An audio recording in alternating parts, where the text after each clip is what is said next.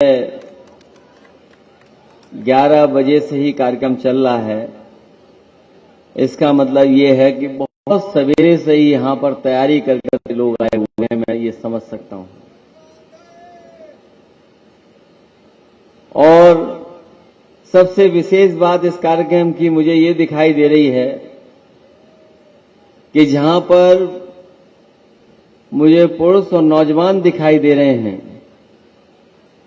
लेकिन वहीं मुझे बहुत बड़े दिखाई दे रही है। बहुत बहुत धन्यवाद और आभार प्रकट करता हूं। मैं राजकुमार शास्त्री जी का गाना सुन रहा था, वो सीना तान के कह रहे थे,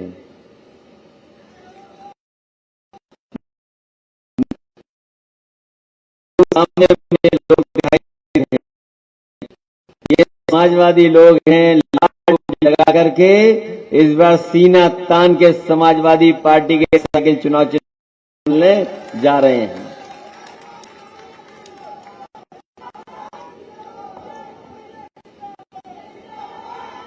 मध्य प्रदेश चुनाव की अभी तारीख नहीं आई है। मध्य प्रदेश चुनाव नहीं है, लेकिन मैं जानता हूं सभी दल अपनी अपनी तैयारी कर चुके हैं। और मुझे खुशी इस बात की है कि समाजवादी पार्टी इस बार तैयारी में पीछे नहीं है, तैयारी में एकदम आगे दिखाई दे रही है समाजवादी पार्टी। मैं अपने साथियों को ये बताना चाहता हूं कि जिस समय कांग्रेस की सरकार बनने को थी और कुछ सीटें कम पड़ रही थीं, बहुमत कांग्रेस पार्टी के पास नहीं था। बहुमत को पूरा करने के लिए सबसे पहले कांग्रेस पार्टी ने अगर किसी का समर्थन मांगा था तो समाजवादी पार्टी का इकलौता विधायक, जिसके समर्थन के बाद और दलों का समर्थन आ गया था। ये क्षेत्र वो है, विंध्य का इलाका या मध्य प्रदेश का वो इलाका जो बहुत पिछड़ा है। यहां के लोग बहुत पीछे छूट गए हैं। हम लोग अखबारों में, टीवी में और खासकर भारतीय जनता पार्टी के लोग न जाने क्या क्या प्रचार करते हैं। इधर जो लोग टीवी देखते होंगे वो देखते होंगे कि प्रचार बंद ही नहीं हो रहा टीवी पर। पता नहीं कहां से इतना धन दौलत आई है कि जैसे ही कुछ टीवी पे कुछ समय के लिए खाली होता है, केवल भारतीय जनता पार्टी का हमें प्रचार दिखाई देता है। अखबारों में बड़े बड़े विज्ञापन आ रहे हैं। मध्य प्रदेश में तो आ ही रहे होंगे विज्ञापन, लेकिन मैं देखता हूं उत्तर प्रदेश में भी बड़े बड़े अखबार जो हैं उसमें बहुत बड़े पैमाने पर विज्ञापन दिखाई दे रहा है। और जब मैंने जानकारी की और हासिल की जानकारी, तो वो पता लगता है कि वो केवल विज्ञापन है। अभी भी हमारे गरीबों का, किसानों का और खासकर आदिवासी भाई बहनों का कोई भाग्य नहीं बदला है। इसलिए जहां ये चुनाव होने जा रहा है, मैं अपने तमाम साथियों से कहना चाहता हूं, ये चुनाव केवल मध्य प्रदेश का चुनाव मत समझना, ये चुनाव देश का चुनाव भी समझना। आपका एक एक वोट आने वाले समय में जो चुनाव होने जा रहे हैं उसके लिए संदेश देगा। बीजेपी इस प्रयास में है। पहले तो बहुत मंथन हुआ उनके अंदर कि चुनाव कब हो मध्य प्रदेश का, दिल्ली का चुनाव पहले हो कि मध्य प्रदेश का चुनाव पहले हो। ये मंथन हो रहा था, लेकिन सुनने में आ रहा है कि अब तो मध्य प्रदेश का चुनाव पहले होगा, दिल्ली का चुनाव बाद में होगा। लेकिन दिल्ली का रास्ता अगर उत्तर प्रदेश से निकलता है तो मध्य प्रदेश में चुनाव होने जा रहा है, तो मध्य प्रदेश भी उसका संदेश देगा। अभी हमारे कई साथी कह रहे प्रधानमंत्री बन जाओ, प्रधानमंत्री रेस में समाजवादी खड़े हो जाओ। हम तो इतना जानते हैं कि जिसको भी प्रधानमंत्री बनना है वो उत्तर प्रदेश में आ जाओ। और अगर गुजरात से ही कोई प्रधानमंत्री बनता होता तो फिर उत्तर प्रदेश में क्यों आए प्रधानमंत्री? क्योंकि वो जानते हैं कि उत्तर प्रदेश के बिना, उत्तर प्रदेश को जीते बिना दिल्ली की सरकार नहीं बनेगी। इसलिए मध्य प्रदेश के साथियों से मैं कहने आया हूं कि भारतीय जनता पार्टी के लोग बहुत बेईमान हैं, झूठे हैं। जो वादा करते हैं वो कभी पूरा नहीं करते। अपने हमारे किसान भाई, गरीब गांव के रहने वाले लोगों, याद कीजिए, भारतीय जनता पार्टी ने आश्वासन दिया था और ये भरोसा दिलाया था कि वो सत्ता में आ जाएंगे तो हमारे किसानों की आय दोगुनी हो जाएगी। यहां गरीब मजदूर किसान बैठे हैं, उन्हीं के परिवारों की माताएं बहनें बैठी हैं। बताइए, आपकी कोई फसल की कीमत अगर भारतीय जनता पार्टी ने दुगनी की हो तो बता दो हमें आप। आपका गेहूं तैयार हुआ होगा, गेहूं में क्या ये जो दोगुनी कीमत, आय दोगुनी की बात कही थी, कि आपको गेहूं में आय दोगुनी हो गई? क्या जो धान आने वाला है या जो आया धान, पिछला भी हिसाब किताब मिलाइए, क्या धान की कीमत आपको उसमें आय दोगुनी हो गई? हमारे किसान का ना आय दोगुनी हुई, लेकिन महंगाई तो दोगुनी हो गई होगी। डीजल, पेट्रोल, जरूरत की चीजें सब महंगी हो गई। बीजेपी के लोग कहते हैं हमने तो नौकरी दे दी, रोजगार दे दिया। उत्तर प्रदेश में तो नौजवानों को नौकरी रोजगार नहीं मिला। बताओ, हमारे मध्य प्रदेश के और खासकर सिरमौर के रीवा डिस्ट्रिक्ट के लोग और खासकर नौजवान, बताओ आपको नौकरी रोजगार मिला कि नहीं मिला? बताओ, डिग्री हासिल कर ली, पढ़ाई पूरी कर ली, आप जाएं गांव में आकलन करें, पूछें क्या पढ़े लिखे नौजवानों को नौकरी मिल रही है? क्या ये सरकार नौकरी दे पा रही है? और तब जब मध्य प्रदेश में पिछले 20 साल से भारतीय जनता पार्टी के लोग हैं, आप हिसाब किताब लगाओ, बताओ कितने साल से बीजेपी के लोग हैं यहां? सत्ता में 20 साल से ज्यादा हो गया होगा समय। ये लगातार सत्ता में हैं और ये मुख्यमंत्री जिनको मामा बोल रहे हो आप लोग, तो लगातार न जाने कितने सालों से हैं, कितने सालों से हैं बताओ। जो नौजवान 5 साल के रहे होंगे, जो 8 साल के रहे होंगे, बताओ आज उनकी कितनी उम्र हो गई होगी? क्या उनके हाथ में नौकरी और रोजगार आ गया क्या? अभी लोकसभा में तस्वीर दिखाई कि नारी शक्ति वंदन बिल आ गया, अधिनियम आ गया, और बीजेपी के लोग प्रचार करने लगे कि अब तो माताएं बहनें विधानसभा में भी पहुंच जाएंगी, लोकसभा में भी पहुंच जाएंगी। नारी शक्ति अधिनियम आने के बाद ऐसा प्रचार किया,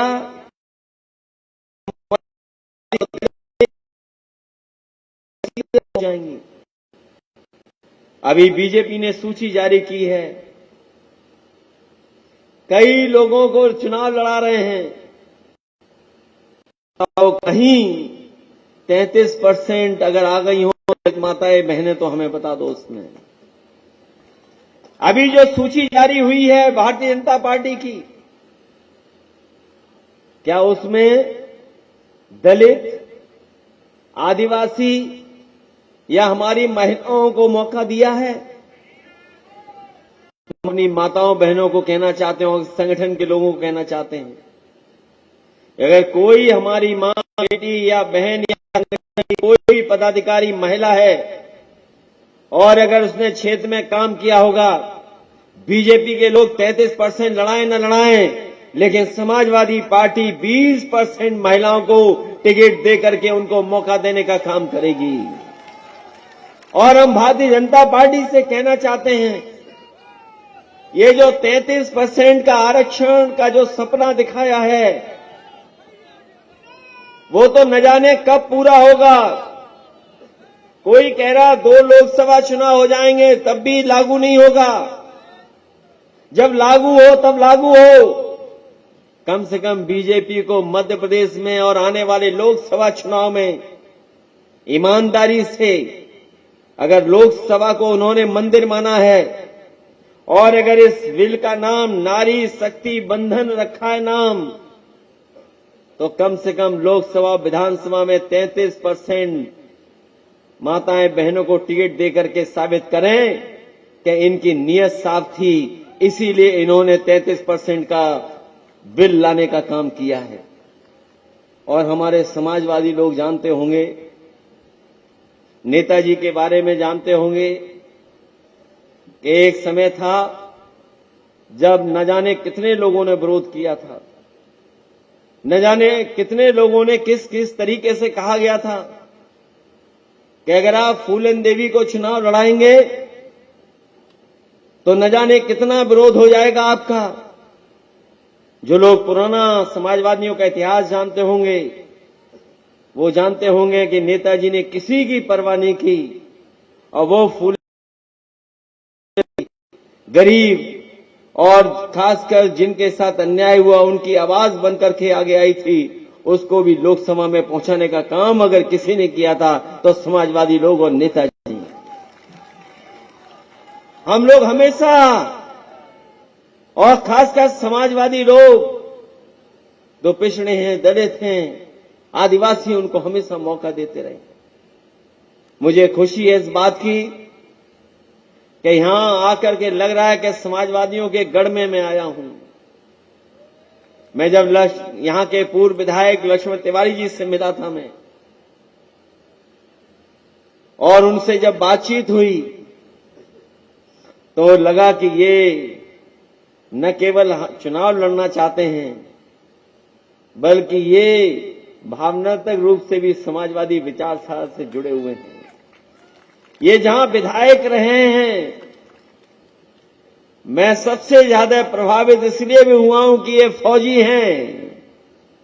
इन्होंने सीमा पर रह करके देश की रक्षा की है और मुझे खुशी होगी कि यहां की जनता इन्हें चुन करके भेजेगी और विधानसभा में आपके हक और सम्मान की रक्षा ये करने का काम करेंगे। लक्ष्मण तिवारी जी ने बुलाया हमें, आज उन्होंने पूरे समर्थन सहयोगी साथियों के साथ अपना चुनाव प्रचार भी शुरू कर दिया है और आज के बाद तो विरोधी पार्टियों में खलबली मच जाएगी कि समाजवादी लोग तो आगे निकल आए हैं। बताओ खलबली मचने जा रही है कि नहीं मचने जा रही है? जो लोग कह रहे हैं कि लाडली योजना बहुत अच्छी है, आप सोचिए, भारतीय जनता पार्टी की चाल समझिए। दिल्ली और भोपाल की सरकार ने मिलकर के पहले गरीब बना दिया, पहले गरीबों को कुछ नहीं दिया और जब लगा कि हम गरीबों को कुछ नहीं दे पाए तो फिर लाभ देने की योजनाएं बना दी। हमारे किसानों के अकाउंट में भी भेज दिया कुछ पैसा, हमारी माताओं बहनों को भी दे दिया। ये जो 1000 रुपए से अब 3000 रुपए करने जा रहे हैं, इससे हमारी माताओं बहनों का काम चलने वाला नहीं है।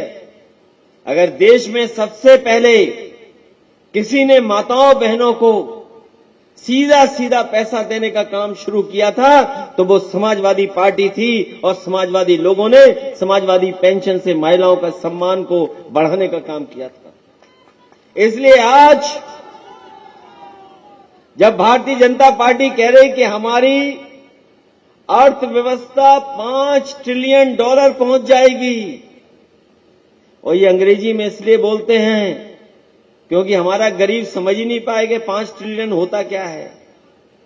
जब ये दिल्ली वाले कहते हैं कि हमारी इकोनॉमी अर्थव्यवस्था 5 ट्रिलियन पहुंच जाएगी, तो हम उनसे कहना चाहते हैं कि हमारे माताओं बहनों का सम्मान 1,000, 2,000, 3,000 में नहीं होगा, कम से कम उन्हें 6,000 रुपए महीने का मिलेगा, तब हमारी माताओं बहनों का सम्मान हो पाएगा। इससे कम में उनका सम्मान नहीं होने वाला। और ये लोग कहेंगे कि 6,000 कैसे दोगे, तो हम उनसे कहेंगे कि सरकार से हट जाओ, समाजवादियों को आ जाने दो, हम 6,000 रुपए देकर के दिखा देंगे कि 6,000 रुपए कैसे दिए जाते हैं। आप उद्योगपतियों का पैसा माफ कर दोगे, बैंकों से जो पैसा लिया बड़े बड़े लोगों ने उसका माफ कर दोगे। अगर वही पैसा आप उनसे ले लेते तो न जाने कितने गरीबों का घर और कितनी माताओं बहनों को 5,000 से लेकर के 6,000 रुपया ये पेंशन मिल जाती, उन्हें कहीं दूसरी तरफ नहीं जाना पड़ता। इसलिए जहां योजनाएं लागू करनी हैं, हमें अगर विशेष आदिवासी माताओं बहनों के लिए योजना चालू करनी पड़ेगी तो हम लोग करने का काम करेंगे।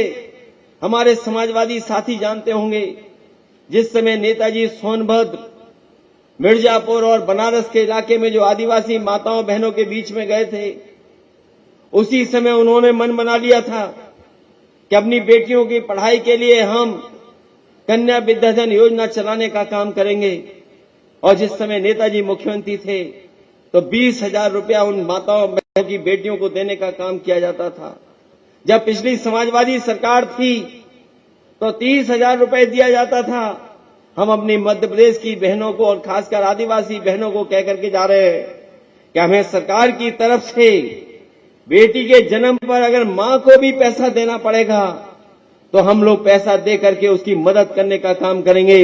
चाहे हमें 25,000 रुपए देना पड़े, चाहे 50,000 रुपया देना पड़े, हम समाजवादी लोग उनको दे कहने करके सम्मान बढ़ाने का काम करेंगे।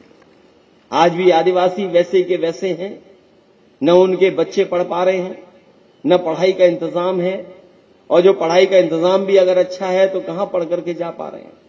आप बताइए, सरकारी स्कूल में कहीं पढ़ाई हो रही हो तो बताएं। हाँ, मैं सरकारी स्कूलों में कोई पढ़ाई नहीं, और जो किताबें वो समय पर नहीं मिल रही, जो कपड़े मिलने चाहिए वो समय पर नहीं, खाने के इंतजाम में भ्रष्टाचार, और जो भर्ती हो रही है उसमें भ्रष्टाचार।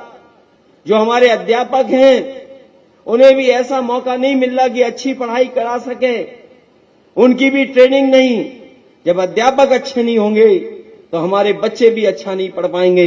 अगर कोई जिम्मेदार है इसके लिए तो वो भारतीय जनता पार्टी है, जो पिछले कई वर्षों से लगातार मध्य प्रदेश के बीच में सरकार चलाने का काम कर रही है। कहने को तो ये कह रहे हैं कि हम चंद्रमा पर पहुंच गए हैं। अगर ये चंद्रमा पर पहुंच गए हैं तो बताओ हमारे बच्चे कब पढ़ लिख जाएंगे, ये बता दो हमें आप। क्या बच्चों की पढ़ाई के लिए पर्याप्त इंतजाम हो गए हैं? और भारतीय जनता पार्टी लगातार इस कोशिश में है कि गरीब के बच्चे सरकारी स्कूल में पढ़ने नहीं जाएं, और उसका परिणाम यह है कि उत्तर प्रदेश में तो 3,000 प्राइमरी स्कूल बंद हो गए हैं, लेकिन सुनने में आ रहा है कि मध्य प्रदेश में भी कई हजार सरकारी स्कूल बंद हो चुके हैं।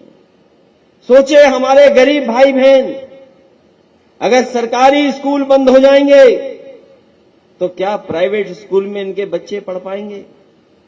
क्या इनका भविष्य होगा? और जब पढ़ाई लिखाई नहीं होगी तो कोई भविष्य नहीं होगा। इसलिए अगर कम से कम अपने बच्चों के भविष्य को सोच करके ऐसी सरकार जिसने स्कूलों को बंद कर दिया हो, ऐसी सरकार को हटाने का काम करना। हमसे पत्रकार साथी पूछेंगे कि इंडिया गठबंधन है, तो हाँ, हम स्वीकार करते हैं कि इंडिया गठबंधन है, लेकिन इंडिया गठबंधन के अंदर समाजवादी पार्टी भी है। समाजवादी पार्टी की लड़ाई अपनी अलग रास्ते की लड़ाई भी है। इसलिए मध्य प्रदेश के साथियों, मुझे खुशी है कि संगठन बना है और लगातार समाजवादी पार्टी काम कर रही है। जो हमारा पुराना वोट पाने का सिलसिला रहा है, समाजवादी पार्टी लगातार वोट पाती रही और बढ़ती रही है। जिस सिद्धांतों को लेकर के हम चले हैं, जो नेताजी के सिद्धांत रहे हैं, अगर उन्हीं सिद्धांतों को अगर हम गांव तक पहुंचा ले जाएंगे तो हमें पूरा भरोसा है कि बड़ी संख्या में हमसे समाजवादी लोगों से लोग जुड़ जाएंगे।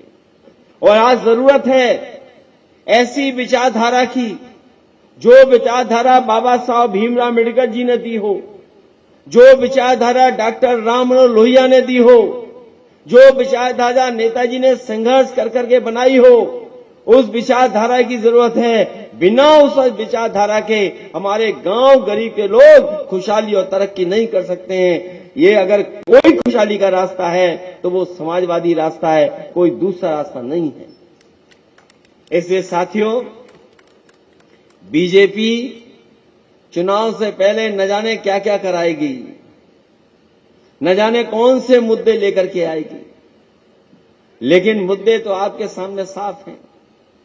जब आपको बिजली का बिल देना पड़ता होगा तो बताओ, आपको करंट लगता है कि नहीं लगता है?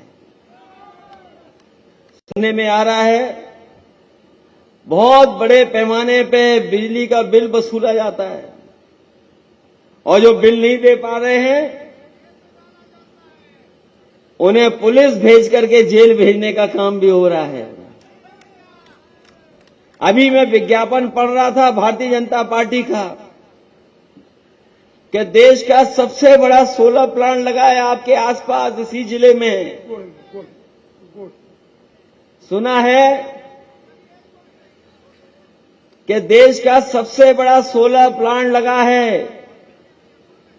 इसी जिले में, लेकिन जो बिजली बन रही है फ्री की, जो बिजली बन रही है वहां पर फ्री की, वो किसी भी हमारे गरीब को नहीं दी जा रही है। बताओ, किसी गरीब को दी जा रही हो तो बता दो हमें।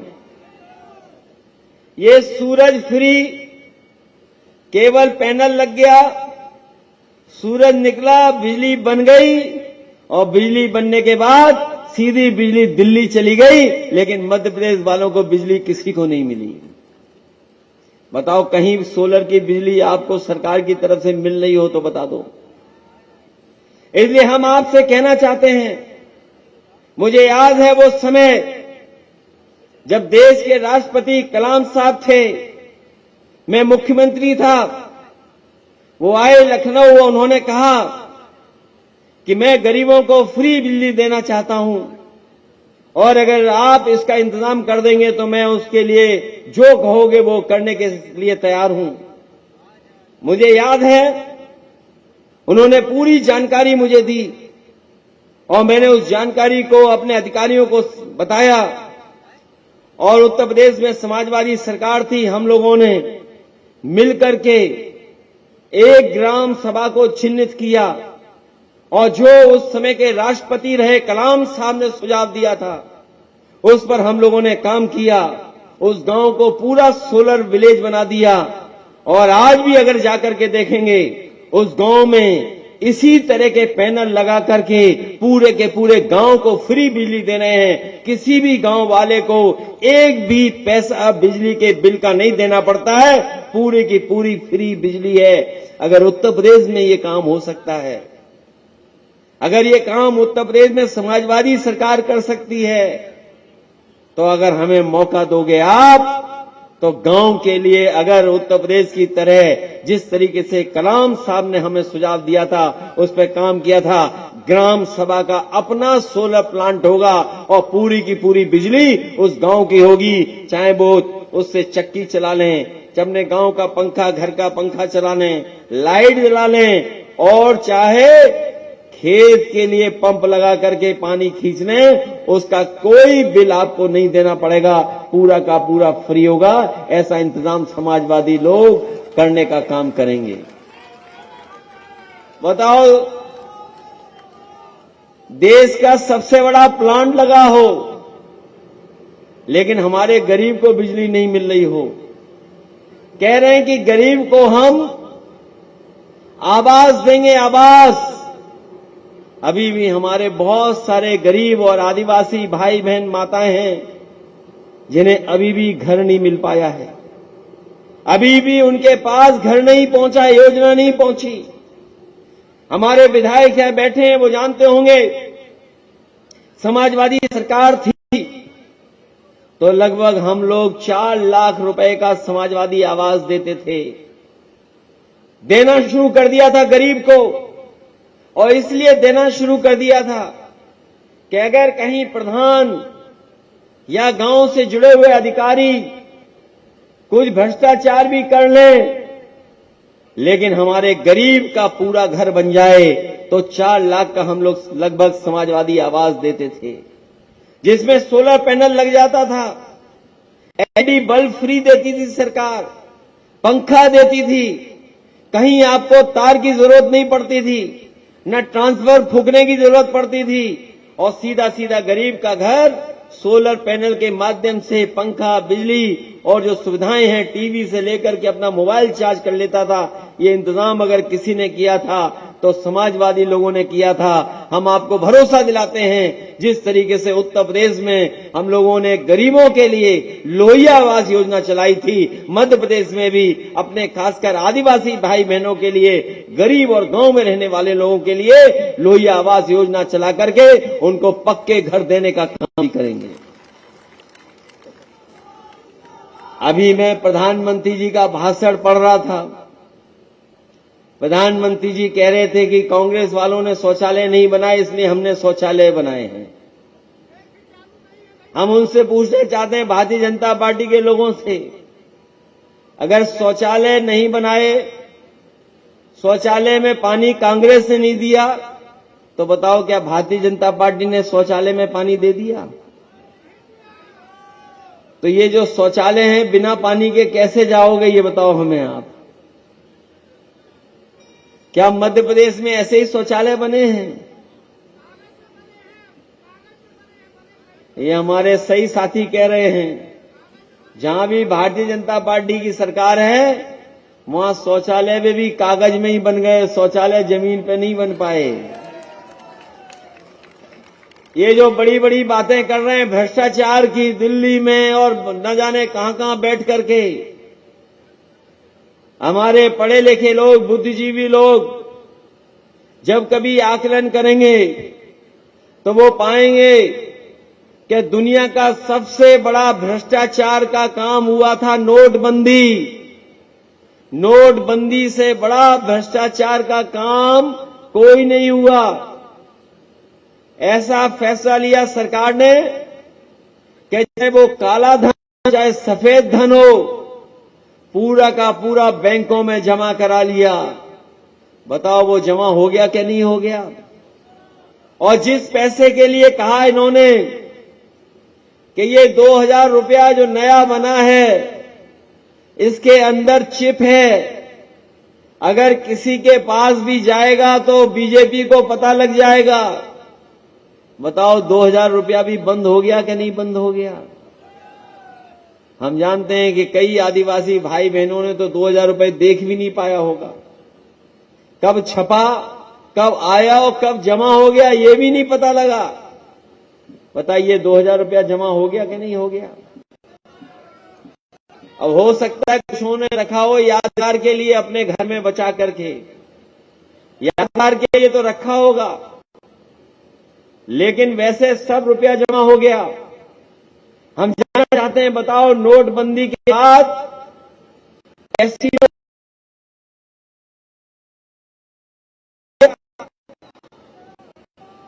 भ्रष्टाचार बढ़ा है, कम नहीं हुआ है। और मध्य प्रदेश में तो हर चीज में भ्रष्टाचार है। अगर भ्रष्टाचार नहीं होता तो लगातार एक सरकार को जनता ने मौका दिया है, सरकार न जाने कहां पहुंच गई होती, जनता की आ गई होती। इसलिए साथियों, हम आपसे कहना चाहते हैं, हम लोग हमेशा चुनाव में समाजवादी पार्टी के प्रत्याशी आपके बीच में उतारते हैं। इस बार लगातार समाजवादी लोग पिछले कई वर्षों से काम कर रहे हैं, संगठन भी तैयार किया है, हम लोग जगह जगह कार्यक्रम भी चला रहे हैं और समाजवादी पार्टी से बड़े महत्वपूर्ण लोग जुड़ भी रहे हैं। और इसी कड़ी में सिरमौर से तिवारी जी जुड़े हैं। हमें उम्मीद है कि आपका सहयोग और समर्थन मिल जाएगा। ये यहां से चुन करके विधानसभा में पहुंच करके आपके हक और सम्मान की लड़ाई लड़ने का काम करेंगे। इसलिए और हम आपको भरोसा दिलाते हैं कि हम लोग भी आपके दुख सुख में, और अगर कोई भी बड़ा परिवर्तन के लिए लड़ाई लड़नी पड़ेगी तो हम अब आपके साथ खड़े दिखाई देंगे। हम आपके साथ कंधे से कंधे मिलाकर के खड़े होंगे। अभी इन्होंने बताया क्या उत्तर प्रदेश को जोड़ने के लिए न जाने कितना घूम के जाना पड़ता है। अगर टनल बन जाए तो सीधे जुड़ जाएंगे हम लोग। मैं ये जानना चाहता हूं भारतीय जनता पार्टी के लोगों से कि हमारे तमाम लोगों को क्यों घुमा करके जाने देते हो आप? कहने को तो आप कह रहे हो कि बड़ी बड़ी सड़कें बनाई हैं। हम अपने लक्ष्मण तिवारी जी और जनता को भरोसा दिलाते हैं कि समाजवादी लोग इस सड़क को और टनल बनाने के लिए अगर हम लोगों को कोई भी लड़ाई लड़नी पड़ेगी, लोकसभा में आवाज उठानी पड़ेगी तो उठाने का काम करेंगे, जिससे आपको घूम के न जाना पड़े, सीधा सीधा आप उत्तर प्रदेश से जुड़ जाएं। और जब लोकसभा में उत्तर प्रदेश से सबसे ज्यादा इंडिया और समाजवादी पार्टी के लोकसभा के प्रत्याशी जीतेंगे तो बीजेपी का प्रधानमंत्री नहीं होगा, प्रधानमंत्री दूसरा होगा, जिसको समाजवादी पार्टी के लोग और इंडिया गठबंधन के लोग कहेंगे वो प्रधानमंत्री होगा। ये तो जाने वाली, बताओ जाने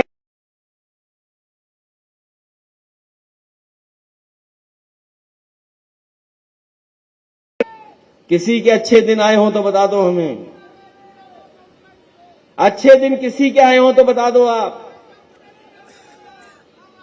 इन्होंने कहा कि नौकरी दे देंगे, रोजगार दे देंगे।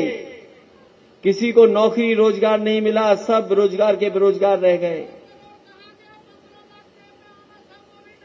जो बैंकों से पैसा आपकी जेब में आना था, 15 लाख अभी भी याद कर रहे हो?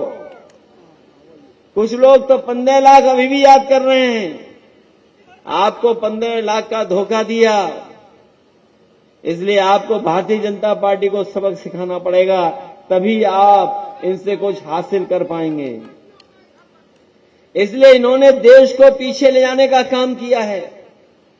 जहां तक ये गौ सेवा की बात करते हैं, अगर ये हमारे गरीब और किसान की मदद करें तो हमारा किसान अपने आप गाय की सेवा करने लगेगा, गौवंश की सेवा करने लगेगा। ये बीजेपी के लोग नहीं चाहते कि गौ सेवा हो, गौवंश की सेवा हो।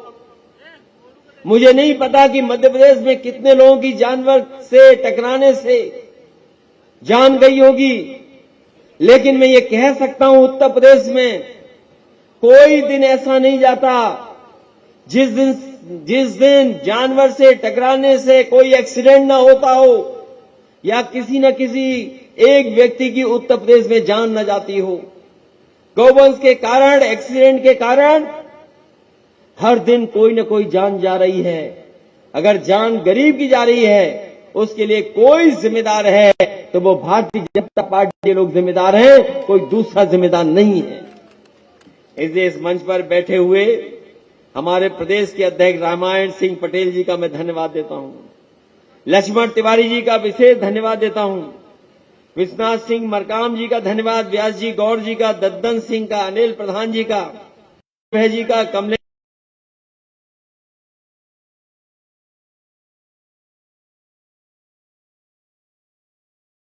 जिनका मैं नाम नहीं ले पा रहा हूं, मैं उनका धन्यवाद देता हूं।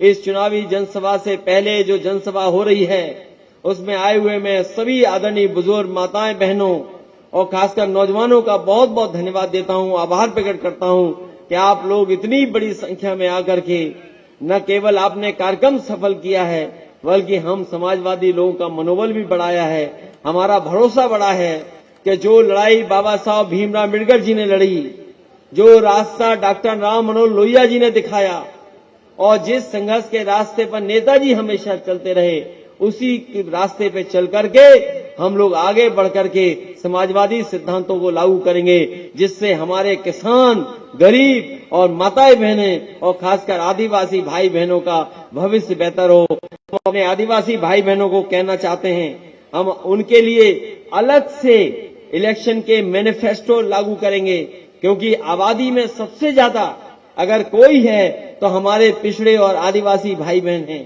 तभी मैंने नारा दिया था उत्तर प्रदेश में कि एनडीए को कोई हराएगा तो हमारा वो पीडीए हराएगा, जिसमें पिछड़े, दलित, आदिवासी और अल्पसंख्यक मुसलमान भाई हैं। अगर कोई एनडीए को हराने का काम करेगा तो वो पीडीए हराएगा। और इधर तो चमत्कार हो रहा है राजनीति में, इधर तो चमत्कार हुआ है राजनीति में कि अब तो कांग्रेस पार्टी भी कह रही है कि हम जाति जनगणना कराएंगे। इससे ज्यादा खुशी की बात क्या हो सकती है कि जहां समाजवादी लोग, नेताजी शरद यादव, लालू प्रसाद यादव जी या दक्षिण भारत के जितने भी नेता हैं, हम लोग न जाने कितने सालों से तैयारी कर रहे थे, इसी मांग को लेकर के लड़ रहे थे कि जाति जनगणना देश में हो, और देश में जब जाति जनगणना होगी तभी जाकर के हम किसको कितना मिलना चाहिए वो तय कर पाएंगे। अब तो कांग्रेस भी समाजवादियों के रास्ते पर आ गई है, इससे ज्यादा खुशी की बात और कोई नहीं हो सकती। इसलिए मैं एक बार फिर अपने लक्ष्मण तिवारी जी को धन्यवाद देता हूं, बधाई देता हूं इस ऐतिहासिक और सफल कार्यक्रम के लिए। और मैं अपनी जनता से कहूंगा, ये जो विज्ञापन आ रहे हैं इसके धोखे में मत जाना, क्योंकि जो विज्ञापन हैं वो बड़े बड़े विज्ञापन हैं। ये जो विज्ञापन बता रहे हैं आपको, ये बीजेपी का विज्ञापन है कि हवाई जहाज से इतने लोगों को यात्रा करा दिए। इन्होंने तो नारा ये दिया था कि हवाई चप्पल पे चलने वाला हवाई जहाज में चलेगा। बताओ, यहाँ बैठे हुए लोग सब हवाई चप्पल वाले लोग हैं, इनमें से कितने लोग हवाई जहाज में बैठे होंगे? अगर कोई बैठा हो तो बता दो हमें। आसमान में उड़ता हुआ था देखा होगा हवाई जहाज, लेकिन बीजेपी ने जो नारा दिया था कि हवाई चप्पल पहनने वाला हवाई जहाज में चलेगा, लेकिन मैं नहीं देख पा रहा हूं कि कोई भी हवाई जहाज में बैठ पाया है। और जो हवाई जहाज थे वो भी बिक गए। एयरपोर्ट जहां पर हवाई जहाज खड़ा होता था वो भी बीजेपी ने बेच दिया। न केवल हवाई जहाज और हवाई अड्डे बेचे हैं, ट्रेन और रेलवे स्टेशन भी बेचने का काम भारतीय जनता पार्टी कर रही है। ये भारतीय जनता पार्टी का विज्ञापन है कि मलबा, बुंदेलखंड विकास पथ, नर्मदा प्रगति पथ, विंध्य प्रगति पथ, अगर हमारी ये टनल नहीं बनेगी तो ये कौन सा प्रगति का पथ है जिसमें हमें घूम के जाना पड़ रहा है। समाजवादी लोग इस बात को रखेंगे कि जब भी हमें मौका मिलेगा तो हम सीधा सीधा उत्तर प्रदेश से आपको जोड़ने का काम करेंगे।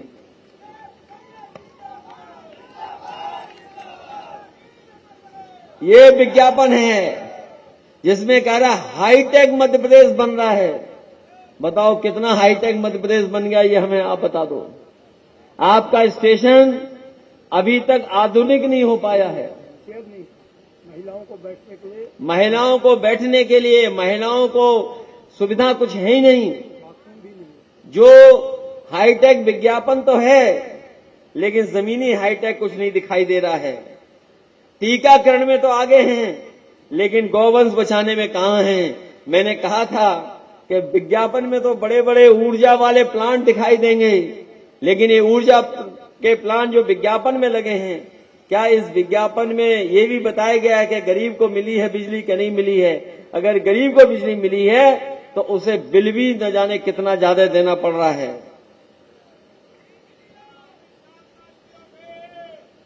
महिलाओं को आरक्षण की बात कर रहे हैं। कम से कम जो सीटें दी हैं इन्होंने उसमें लागू करें कि 33% ये आदिवासी, दलित और महिलाओं को दे रहे हैं। इसलिए इनके विज्ञापन तो बड़े बड़े हैं, विज्ञापन तो रंग बिरंगे हैं, लेकिन सच्चाई वो नहीं है। इसलिए सच्चाई के साथ खड़े होकर के लक्ष्मण तिवारी जी और समाजवादियों का साथ देना, चुनाव चिन्ह साइकिल याद रखना और इंडिया गठबंधन को जिता करके नई दिशा में, नई क्रांति की तरफ आप लोग बढ़ने का काम करना। इन्हीं शब्दों के साथ मैं आप सबका बहुत बहुत धन्यवाद देता हूं, आभार प्रकट करता हूं। वहीं जो उत्तर प्रदेश से लोग आए हैं, जो आसपास के जिले के लोग हैं, मैं देख रहा हूं बांदा के, चित्रकूट के, बहुत बड़ी संख्या में तो नहीं, लेकिन कुछ जिम्मेदार नेता कार्यकर्ता हमें दिखाई दे रहे हैं। अगर आज आप आए हो तो कोई न कोई एक विधानसभा पकड़ लो जहां पर समाजवादियों के काम, समाजवादियों के सिद्धांत और समाजवादी योजनाओं को अगर आप समझा दोगे तो हमारी समाजवादी पार्टी की बहुत बड़ी मदद होगी। हमें उम्मीद है कि उत्तर प्रदेश के भी कार्यकर्ता नेता यहां समझा करके इस समाजवादी पार्टी के साथ लोगों को जोड़ने का काम करेंगे। आप सबको बहुत बहुत धन्यवाद और बहुत बहुत बधाई देता हूं।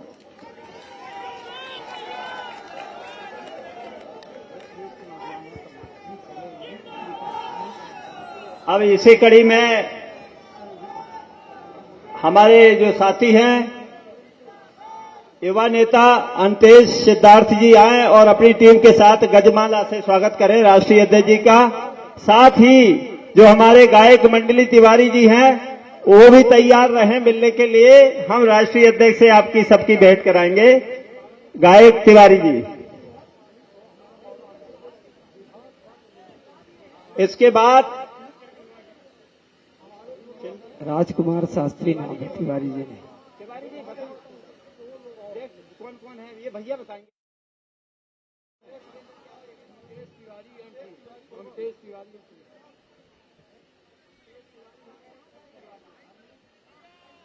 बता दे शास्त्री जी नाम है, तिवारी नहीं नाम है।